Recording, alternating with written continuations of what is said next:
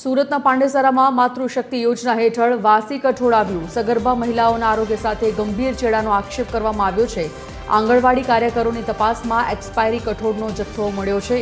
માતૃશક્તિ યોજનાના વાસી જથ્થાથી તંત્રમાં ભારે દોડધામ મચી છે। બેદરકાર અધિકારીઓ સામે કડક કાર્યવાહીની ઉગ્ર માંગ ઉઠી છે।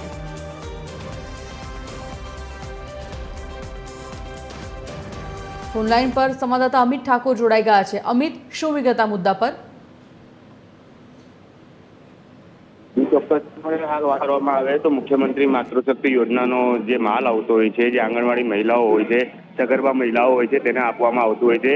પરંતુ આ ફેરી જે માલ આપવામાં આવ્યો છે તે ક્યાંક ને ક્યાંક એક્સપાયરી માલ નીકળ્યો છે, જેના કારણે દુકાનદારે પણ વાંધો ઉઠાવ્યો હતો અને જ્યારે મહિલાઓને ખબર પડી ત્યારે તેમને પણ વાંધો ઉઠાવ્યો હતો। ત્યારે હાલ આ તમામ બાબતોને લઈને તપાસ આચરવામાં આવી રહી છે, કારણ કે જે રીતે દુકાનદારોએ જણાવ્યું કે હાલ જે માલ આવ્યો છે, જ્યારે તેને દુકાન ખોલીને જોયું તો માલ એક્સપાયર થયેલો હતો। એટલે આ તમામ બાબતોની રજૂઆત જે છે તે ગોડાઉન મેનેજર અને ઝોનલ ઓફિસરને કરવામાં આવી હતી। ત્યારબાદ આ સમગ્ર મામલો જે છે તે સામે આવ્યો હતો અને હાલ આ તમામ બાબતોને લઈને તપાસ પણ શરૂ કરવામાં આવી છે। જી, ધન્યવાદ જાણકારી માટે અમિત।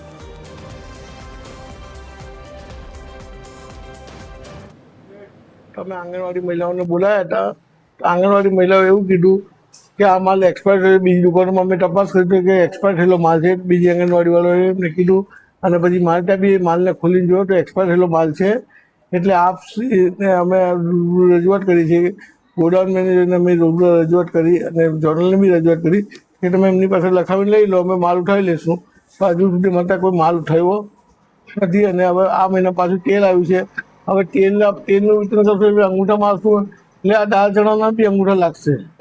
તો દાળ ચણા મારે પછી એ લોકો ના લઈ જાય તો અમારે ક્યાં સુધી રાખી મૂકવાના? એ બદલવા તૈયાર થતા અમે શું કરી શકીએ?